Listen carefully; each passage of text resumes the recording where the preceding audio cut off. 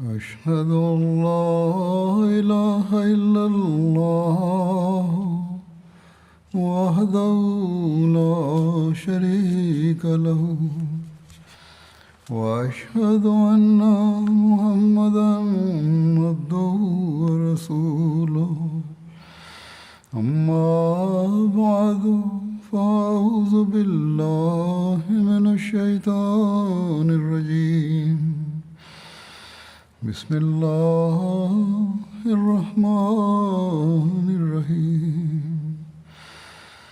الحمد لله رب العالمين الرحمن الرحيم مالك يوم الدين إياك نعبد وإياك نستعين اهدنا الصراط المستقيم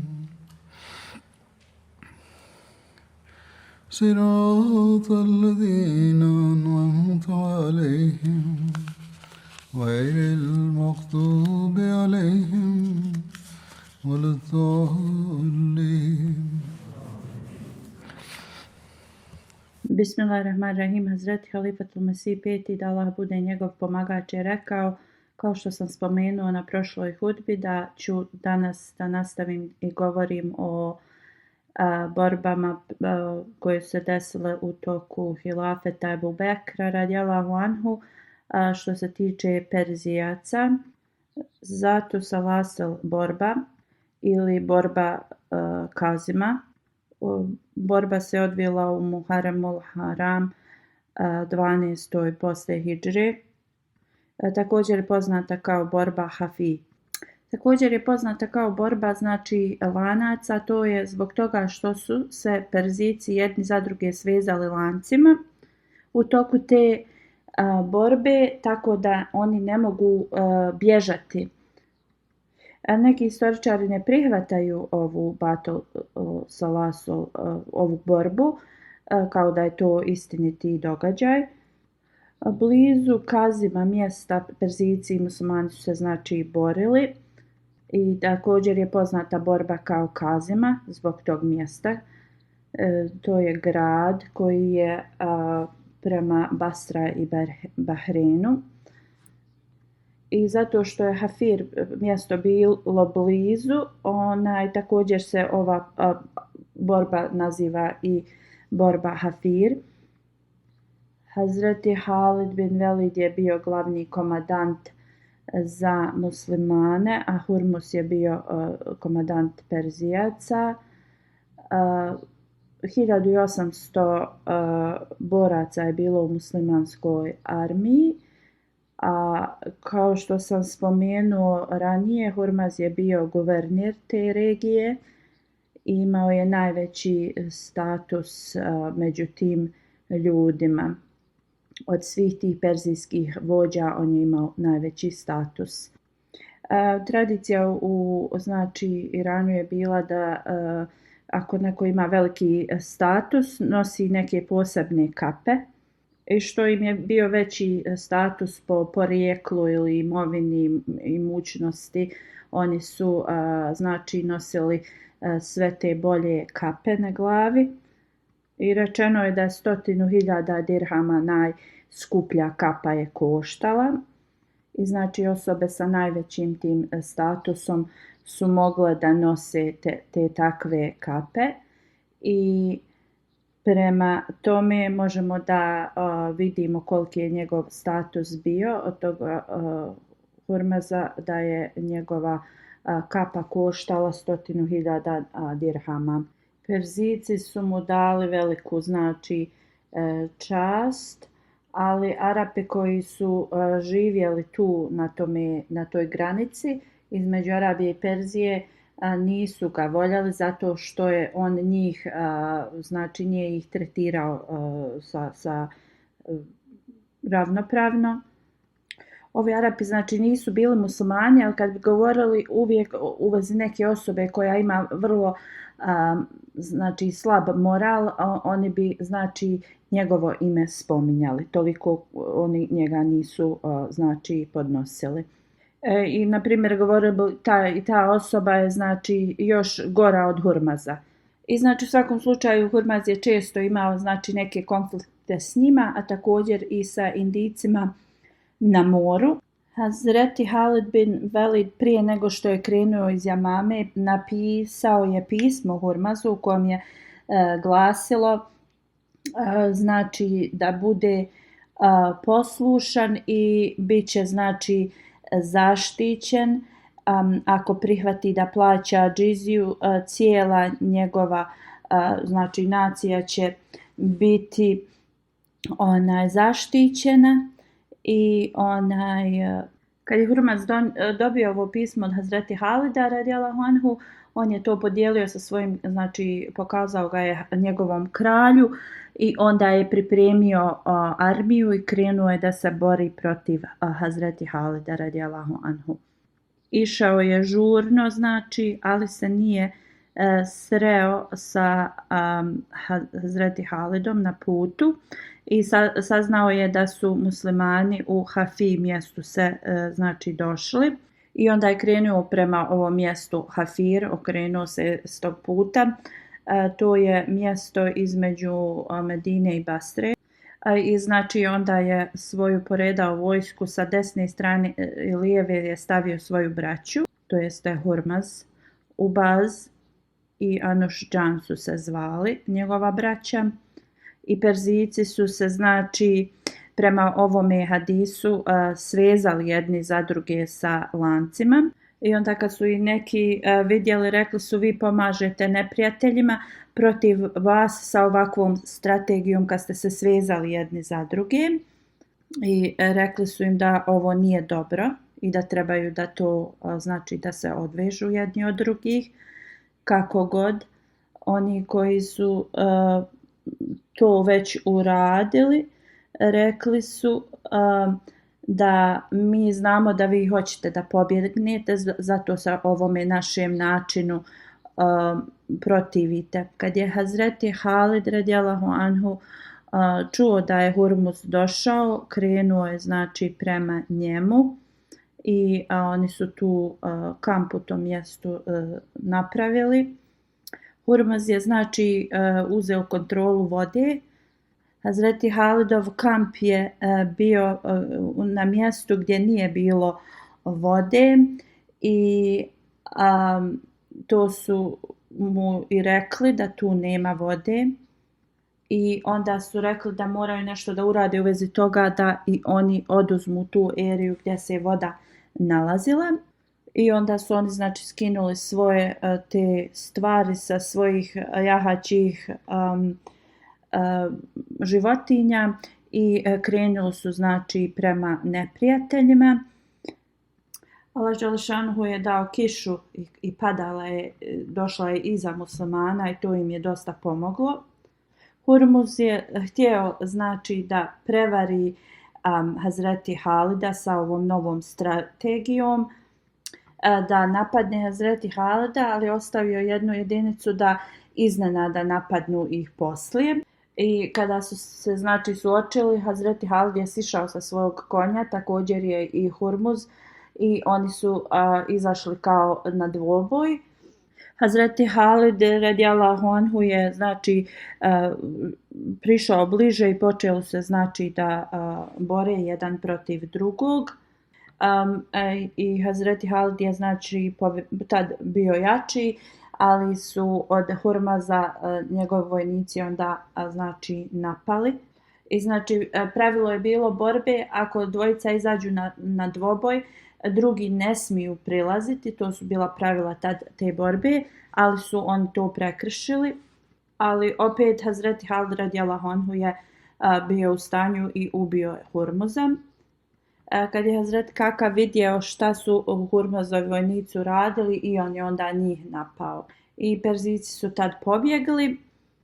Muslimani su znači išli za njima i koga su god stizali, ubijali su i svu noć su to radili i onda su zaustavili se na mostu Eufrat rijeke gdje je današnja Basra. I kada se borba završila, Hazreti Halid je znači prikupio ratni plijen i jedna kamila je nosila znači teret tih lanaca. Oko 375 kg su bili teški ti lanci. Ratni plijen je poslat znači Ebu Bekru radijallahu anhu. Također taj ratni plijen je imao kapu od hurmaza koja je bila vrlo znači skupocjena. Imala je znači dragulje na sebi i znači koštala je oko 100.000 dirhama. Hazreti Ebu Bekr radijallahu anhu je dao tu kapu Hazreti Halidu bin Velidu. Hazreti Halid je poslao znači radosne vijesti svugdje i poslao je i slona i taj ratni plijen u Medinu. Zir bin Kulejb je otišao u Medinu sa Hums i sa tim slonom. Ljudi u Medini nikada prije tad nisu vidjeli slona prije. Ne samo ljudi iz Medine, ba ljudi iz Arabije nisu prije vidjeli slona. Starije žene su znači bile začuđene i pitale su je li to kao Allahovo stvorenje ili nešto što su ljudi napravili. Hazreti Ebu Bekr radijallahu anhu je tad poslao tog slona nazad sa Hazreti Zirh, Hazreti Halidu. Znači, jedan od glavnih ključnih razloga zašto su muslimani tad uspjeli jeste instrukciju koju je Ebu Bekr radijallahu anhu dao muslimanima u vezi tih Arapa koji nisu bili muslimani, koji su bili na toj granici. I Halid radijallahu anhu je to znači ispunio. Ova instrukcija je bila da oni ne smiju dirati te Arape koji su bili zemljoradnici i osim da im se uzme jedna vrlo mala cijena za džiziju, ništa drugo im od njih se nije smjelo uzeti. Oni koji su učestvovali u toj borbi dobili su 1000 dirhama. Oni koji nisu imali znači jahačje životinje, 1/3 su dobili. Ova borba je imala mnogo viši znači utjecaj na muslimane, jer ako usporedite kolika je ta vojska perzijska bila, koliko su oni bili uspješni i sve to, a muslimani tako imali malu armiju i pobijedili, znači to je ostavilo veliki utisak i dalo je znači hrabrost drugima. I također muslimani znači nisu mogli ni zamisliti koliki su ratni plijen tad dobili. Borba u Gula u 12. hidžetskoj se također odvila. Hazreti Ebu Bekr je naredio Halidu bin Velidu da krene prema Iraku. U tom mjestu Bula svi trgovački karavani su se zaustavljali. Dva hadisa postoje u vezi pobjede te u Bula mjesta. Jedan hadis govori da su osvojili to mjesto u toku hilafeta Ebu Bekra radijallahu anhu, ali da su to poslije Perzici opet osvojili to mjesto i onda u vrijeme hilafeta Omera radijallahu anhu ponovo je bila osvojena od strane muslimana. Lama Tabri u svojoj knjizi je zabilježio neke detalje ove borbe u vrijeme Ebu Bekra radijallahu anhu. On također tu spominje da ovaj hadis koji je zabilježio da se to mjesto osvojeno u toku Ebu Bekra radijallahu anhu hilafeta, da ima kao autentični hadis koji govori da je osvojeno to mjesto u 14. hidžretskoj kad je bio hilafet Hazreti Omera radijallahu anhu. I Utba bin Gazvan je to osvojio. I također u drugim historijskim knjigama se ovo spominje. I znači postoje različita mišljenja kod historičara, neki misle da se to osvojilo u toku Ebu Bekrovog radijallahu anhu hilafeta, dok drugi govore da je to bilo u vrijeme Omera radijallahu anhu. I znači radi ovih zapisa da su oba dvojica osvojili, izgleda da je bila osvojeno u toku prema historijskim zapisima u toku Ebu Bekra radijallahu anhu, ali da su se onda ti ljudi tu i pobunili i ponovo pripala vlast Perzicima, ali da je posle Omer radijallahu anhu osvojio. I onda Hazreti Halid radijallahu anhu je poslao Hazreti Musanu, znači poslije ove borbe da idu za Perzicima, a poslao je Hazreti Makal u ovo mjesto Bulla da prikupi znači ratni plijen. Makal je to uradio, što mu je Halid radijallahu anhu naredio u Bulli. Detalji u vezi kada je Omer radijallahu anhu ovo mjesto osvojio su sljedeći. Poslao je Hazreti Utbu u to mjesto i to je bilo u 14. ili 16. hidžretskoj. Rekao mu je da tu boravi 1 mjesec dana. Ljudi u Bulla su se znači suprotstavili njemu, oko 500 znači vojnika je došlo i Utba je radijallahu anhu se protiv njih suprotivio, borili su se i pobjedio ih je i Perzici su se tad znači povukli iz tog mjesta, znači otišli su na brodove i napustili su ovo mjesto.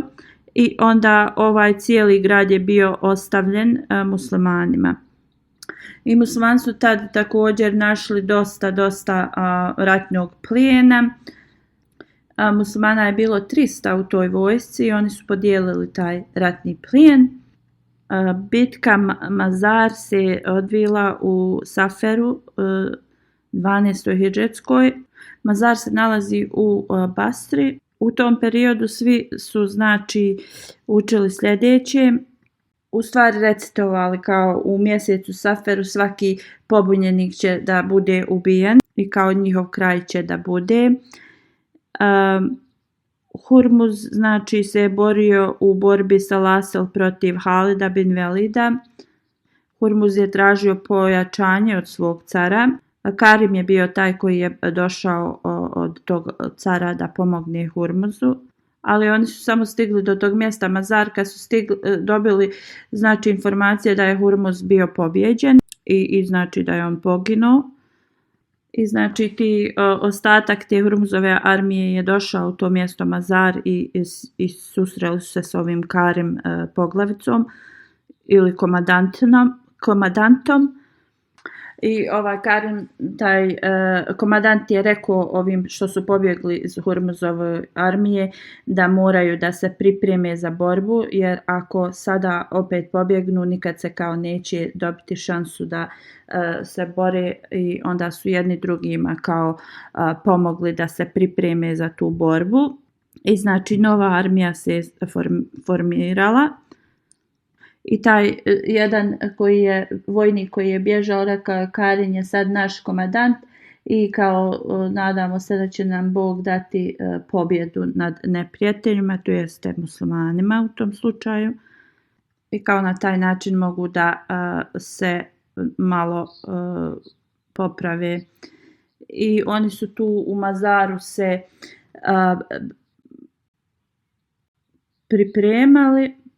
Hazreti Musana i Muana su poslali vijesti u vezi neprijatelja Hazreti Halidu radijallahu anhu. I onda Hazreti Halid radijallahu anhu je tad od te prijašnje borbe podijelio taj ratni plijen vojnicima.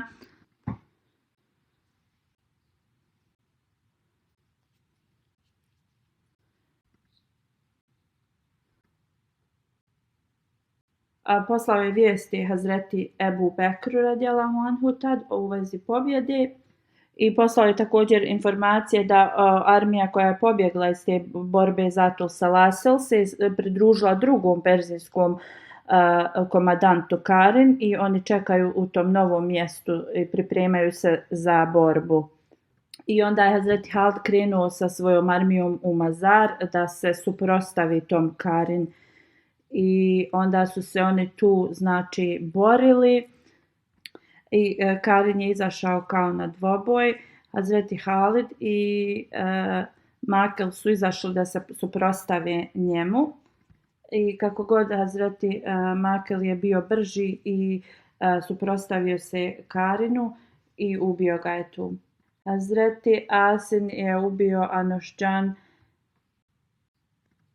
a drugi je ubio znači trećeg tog perzijskog komandanta i onda njihova armija se opet razbježala. U toku ove bitke mnogi Perzijci su ubijeni, a oni također mnogi su i pobjegli. Hazreti Sejd bin Numan, kad je Hazreti Halid podijelio ratni znači plijen prema propisu vojnicima, on je znači ostatak bio u pratnji toj da odnesu ostatak u Medinu. 30.000 Perzijaca prema jednom hadisu se spominje da je ubijeno u tom ratu. A i to ne uključuje one koji su skočili u rijeku i utopili se. I rečeno je da znači voda nije zaustavila muslimane, nijednog znači njihovog neprijateljskog vojnika ne bi oni izostavili. Neki su znači od Perzijaca preživjeli i pobjegli su. Oni koji su znači posle ovoga koji su bili pomoćnici Perzijcima, oni su bili zarobljeni također sa svojim porodicama. Abul Hasan Basri je bio jedan među tim zarobljenicima tad. I rečeno je da je on bio otac od imama Hasana Basrija. I on je postao musliman i postao je veliki učenjak islama u Basri. Abul Hasan Basri je znači kad je bio zarobljen odveden u Medinu i tu je znači oslobođen u Medini. Posle ove borbe znači svima je pokazana velika znači poštovanje. Svi su znači tretirani ravnopravno, osim malo znači iznosa za džiziju, sve ostala imovina i sve su mogli da zadrže. Poslije ovoga Hazreti Halid radijallahu anhu se okrenuo svoju pažnju znači da uspostavi zakon i mir u ovim osvojenim zemljama ili mjestima. Onda je postavio ljude koji su znači prikupljali džiziju u tim prostorima. Također je napravio razne bataljone za sigurnost tih mjesta i rečeno im je da dobro paze kud se neprijatelji znači kreću i ako slučajno neprijatelji napadnu da imaju dozvolu da se bore protiv njih. Borba Mazar je bila udaljena vrlo kratku distancu od mjesta Hira i onda Hazreti Halid kad se pobrinuo u vezi svega poslije ovih ratova i borbi, okrenuo je svoju pažnju prema znači prikupljanju informacija u vezi neprijatelja i koji je njihov sljedeći korak. Borba Valadža je sljedeća borba. Također se desila u Saferu mjesecu, 12. hidžretskoj. Blizu Kaskara Veleđa je vrlo suh predio ili kao pustinja. I tada su znači Perzijci su prošli kroz veliku sramotu izgubivši ove borbe od muslimana. Njihovi mnogi znači važni vođe su tad bili ubijeni. I onda perzijski car je naredio sljedeće, da se pripreme dobro i da napadnu muslimane. Bekar bin Vail, kršćansko pleme iz Iraka, je bilo pozvato u Iran i oni su kao bili jednostavno pripremljeni da i oni se bore protiv muslimana i znači armija se formirala. Andarzagar je bio vođa te armije i oni su krenuli prema Veladža mjestu. Također ti ljudi koji su živjeli blizu Hira, oni su se pridružili ovoj armiji. Bahman Džazbi je bio poslat sa velikom armijom uz te kršćane i zbog toga da ako oni pobjede nisu željeli da tu znači pobjedu i slavu kršćani sebi pripišu. I tada kad su se svi oni sakupili, kad je perzijski car vidio tu armiju, onda je odlučio da napadne Halida bin Velida. Hazreti Halid je bio blizu Basre kad je čuo da se ova velika perzijska armija u Veladži skupila. I njegova strategija je bila da ovu perzijsku armiju napadne sa 3 strane, tako da se oni opet razbježu ili da se znači budu zbunjeni šta se dešava. Suvejd bin Mukarim, on je postavio njega da ostane umjesto Halida bin Velida u tom mjestu Hafir. A on je otišao, Hazreti Halid je otišao da se pridruži njegovoj armiji u drugom mjestu. Naredio im je znači da uvijek ostanu oprezni i da ne budu pod ničijim utjecajem. I onda je krenuo i borio se znači protiv ove armije sa svojom armijom. Velika borba se znači desila. Hazreti Halid bin Velid je sa oba dvije strane napao ove Perzice. A Perzici su se znači razbježali jer su bili znači opkoljeni muslimanskom armijom i oni su tad pobijedili Perzice opet. Hazreti Halid radijallahu anhu nije ubijao ove zemljoradnike koji su bili u tom mjestu, a jedino je kaznio one koji su pomagali Perzice u tom vremenu. On je ponudio običnim ljudima da znači plaćaju džiziju i da budu pod zaštitom muslimana, što su oni prihvatili. Borba u Lejs također se desila u Saferu mjesecu 12. hidžretskoj. Ulejs je grad u Iraku. Ovi kršćani su znači bili mnogo uzrujani zbog zadnje pobjede Hazreti Halida radijallahu anhu. Oni Perzici su se dopisivali i onda su se sakupili u Lejs. Abdul Aswad Ijli je bio njihov kao lider. Bahman Džazbi je dobio znači od perzijskog cara pismo i instrukcije da povede svoju armiju u ovo Ulejs mjesto i da se pridruži kršćanima i drugim tim Perzicima u tom mjestu i da se pripremi za borbu. Bahman Džazbi nije išao sa tom armijom. On je znači postavio Džabana kao komandanta te armije, dao mu instrukcije da znači da poziva ljude u tu borbu, ali da ne počne se boriti dok on ne dođe. Jedino ako budu napadnuti onda da se mogu boriti. Džaban je krenuo prema Ulejs. Bahman Džaz je otišao perzijskom caru. Taj perzijski car je bio bolestan kad je on stigao kod njega. Bahman Džaz je tad kao bio zauzet, pomagao je tom caru i nije poslao nikakve upute ovom svom komandantu Džabanu. I Džaban je stigao sa svojom armijom u to mjesto Ulejs u mjesecu Saferu.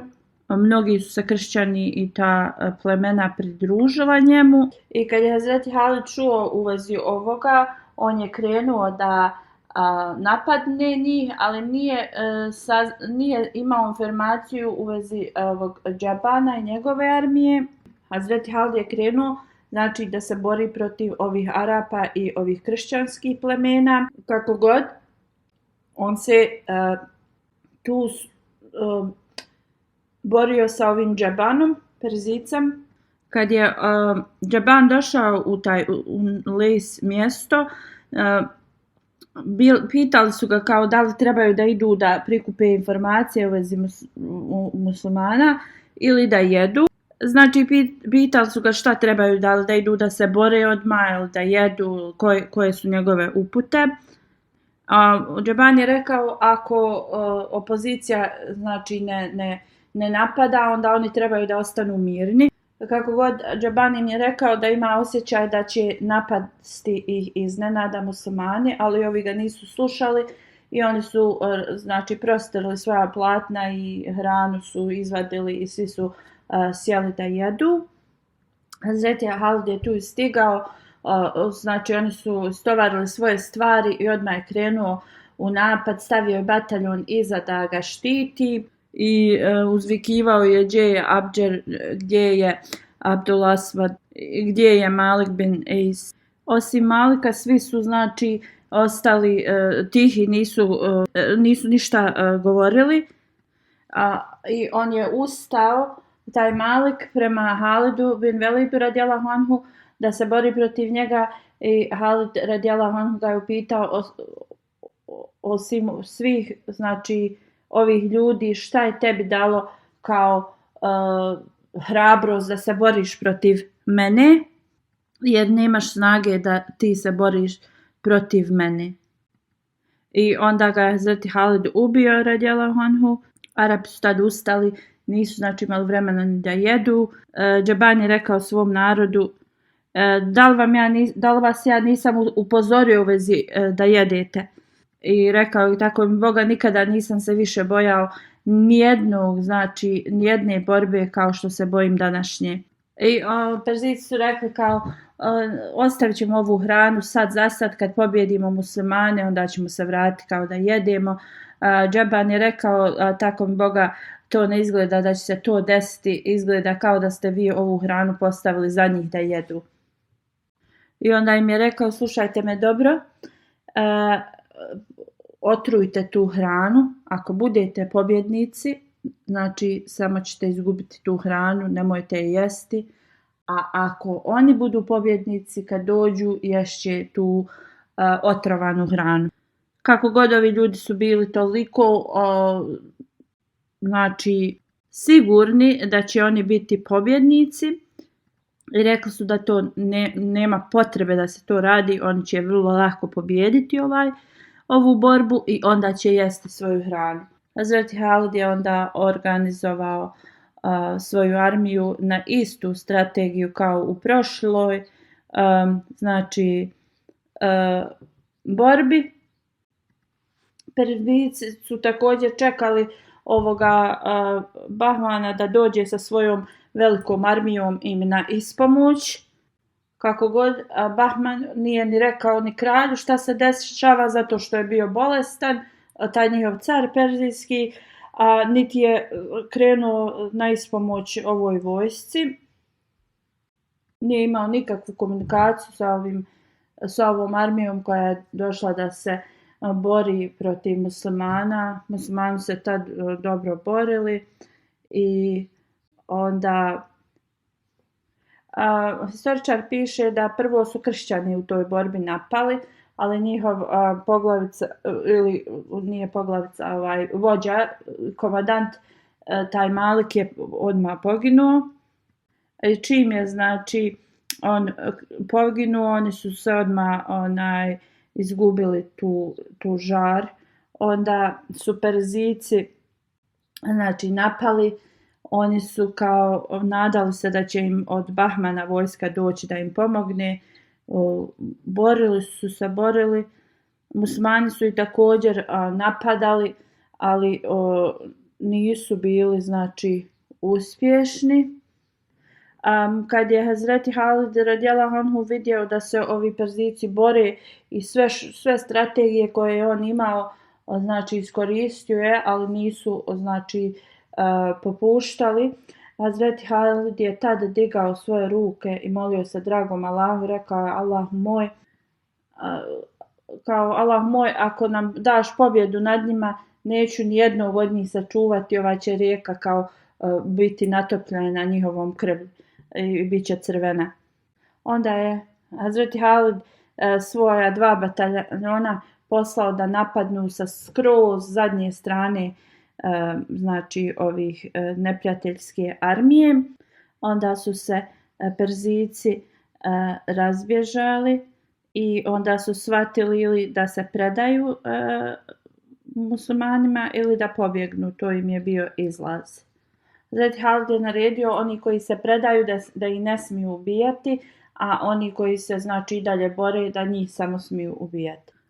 Glavni za ovo istraživanje departman je ostavio jednu znači u vezi ovoga zabilješku i Halifa Tirmizi kaže da i ja se slažem da je ovo tačno.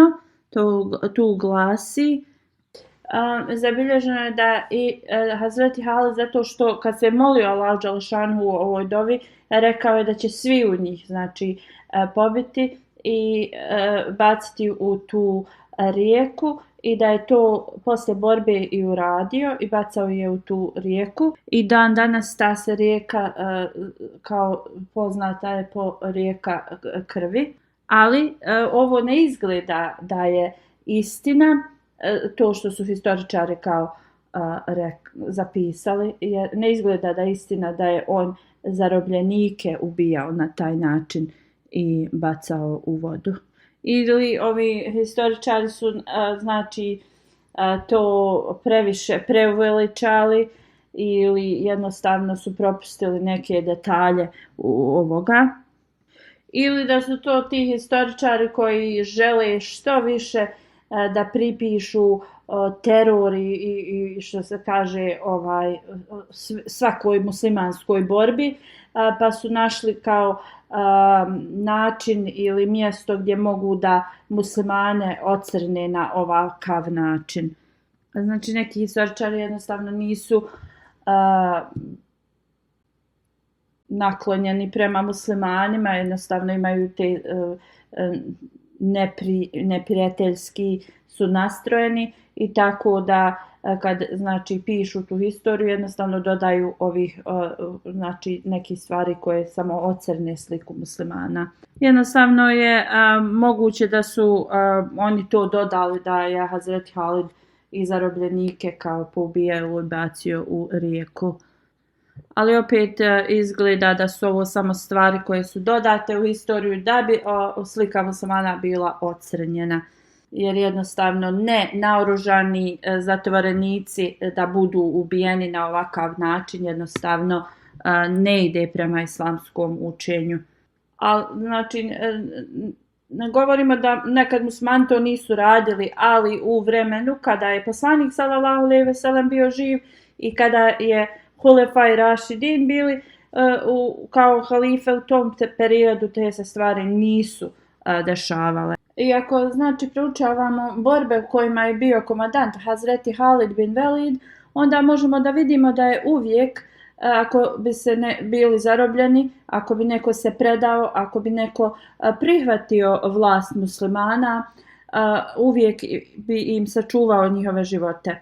Iako su znači stotina hiljada ljudi izgubilo živote u ovim borbama, ali to su bili ljudi koji su pali u borbama.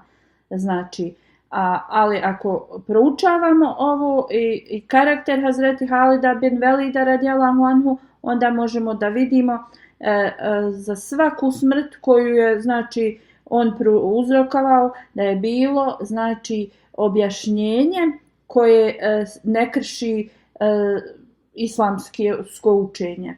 I znači ako razmislimo i o ovome, možemo vidjeti da su neki detalji totalno dodati i izmišljeni. Jer ako proučavamo sve historičare, mnogi ili postoje neki koji uopšte nisu uključili ove detalje u svoj historijske zapise. A uključili bi najmanje neke detalje koji su se desili. Znači možemo da vidimo da ovi detalji koji su navedeni su jednostavno detalji koji su izmišljeni od strane nekih historičara. Također imamo nekog historičara koji je vrlo u liberalnom smislu i koji znači kad opisuje historiju na jedan vrlo drugačiji način govori o istoriji, ali u ovom smislu kad on navodi ove detalje i kaže da jednostavno ovo je toliko dodato u ovome, da jednostavno ne vidi istinu u tome.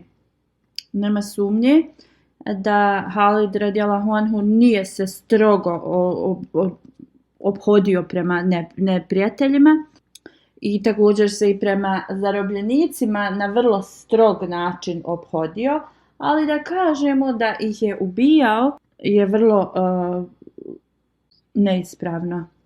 A još jedan autor kaže da je Hazreti Halid imao takvu strategiju u toj borbi, da jednostavno ti ljudi su izgledali kao da su napravljeni od blata, a ne od znači krvi i mišića, kako je znači jednostavno kako su se oni prodavali. Pošto je perzijska armija tad bila ogromna, oni su znači napravili kao polukrug i okružili su znači muslimansku armiju i Arapi i arapski ti kršćani i Perzijci su znači muslimane opkolili i oni su znači se borili tad sa velikim žarom, ali to se nije moglo usporediti prema muslimanima. Ti muslimani su kao postali jedni lavovi koji su žedni krvi i jednostavno su išli kroz te kršćansku armiju kao da sjeku travu. I muslimani su jednostavno išli naprijed, nijedan Perzijci nisu i ranjavali, ubijali, ali ti ljudi koji su bili ranjeni, oni su se kao tad počinjali još hrabrije boriti. Muslimani su toliko ubijali neprijatelje da su im odjeća bila sva natopljena od neprijateljske krvi. Tako je izgledao i Halid bin Velid radijallahu anhu. I također znači čitavo to mjesto je bilo natopljeno krvlju. I ta krv je tekla isto kao voda u toku te borbe. I Perzijci su tad opet bili pobjeđeni i pobjegli su. Muslimani su znači išli za njima ili su ih ubijali ili zarobili. I hiljadama njihovih vojnika su jednostavno u toj tolikoj panici se utopili u rijeku. I kada su znači otišli daleko, onda se muslimani vratili. Zabilježeno je da je 70.000 Perzijaca ubijeno tad, a 138 muslimana. Historičari su tako kao zaprepašteni kako su muslimani mogli da ubiju toliko ljudi, Perzijaca. I još jedan autor piše da, na primjer, iako je taj incident, da kažemo, koji je rečen da će rijeka postati crvena od njihove krvi, istina, to može da bude kao istina da su ovi ranjeni njihovi vojnici koji su, znamo da su izgubili svoj život u toj znači borbi, jednostavno i znamo da se njih mnogo utopilo, jednostavno od njihove krvi rijeka je mogla da postane crvena. I znači kroz ove dodataka ovakvih detalja jednostavno ti historičari pokušavaju da pokažu da su muslimani bili toliko okrutni i prema drugima. U svakom slučaju Allah najbolje zna, ali što nama kao prema našem mišljenju kako to izgleda, da su ovo samo znači lažne optužbe prema muslimanima. I u svakom slučaju kad se borba završila i Hazreti Halid je stajao pored te hrane i rekao ovo je za vas, jer u vrijeme poslanika sallallahu alejhi ve sellem poslanik bi rekao ovo je za vas, ovo su za vas neprijatelji kao pripremili, koji su pobjeđeni. I znači podijelio bi tu hranu svojoj armiji.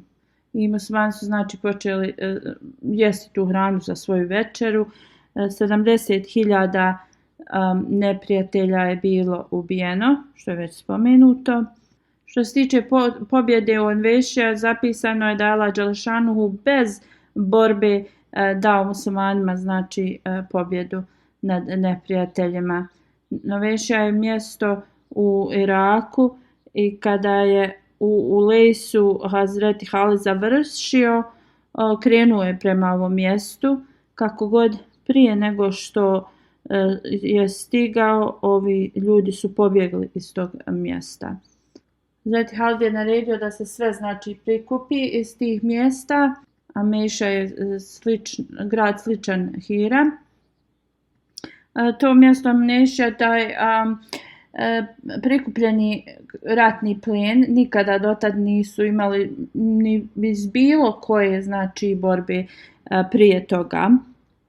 Toliko je znači ostavljeno, 1.500 dirhama je dato borcima koji su imali jahačije životinje. Džendel je odnio znači vijest od Hazreti Halida u vezi ovih pobjeda.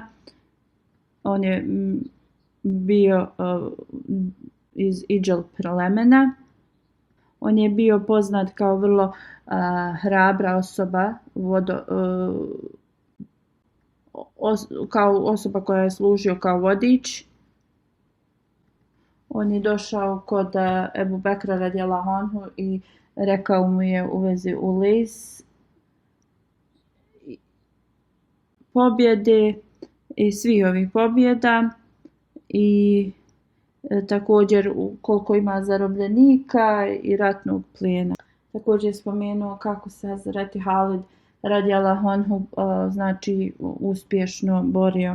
Hazreti Ebu Bekr je bio impresioniran svim ovim znači detaljima i bio je zadovoljan. I također je bio mnogo zadovoljan na način na koji je ovaj čovjek iznio sve te detalje i pitao ga je kako se on zove. I on je rekao da se zove Džendel. I onda je Hazreti Ebu Bekr radijallahu anhu ga pohvalio i također mu je dao da se oženi od tih zarobljenica od koje je on također imao, sa kojom je on također imao djecu poslije. I Hazreti Ebu Bekr tad je rekao da nijedna žena neće moći roditi dijete koje će biti kao Halid bin Velid. Ostatak detalja ću da, ako Bog da, spomenem u budućnosti.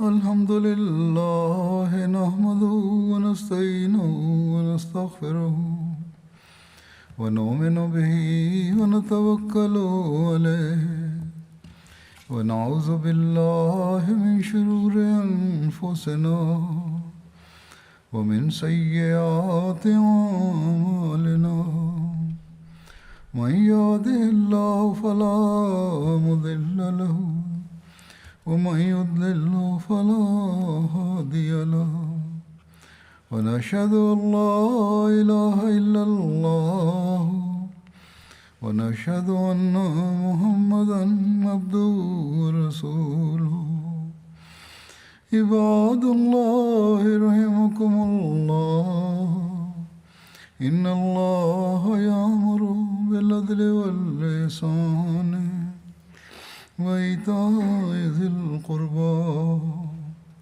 وينهى عن الفحشاء والمنكر والبغي يعظكم لعلكم تذكرون اذكروا الله يذكركم وادعوه يستجب لكم ولذكر الله أكبر.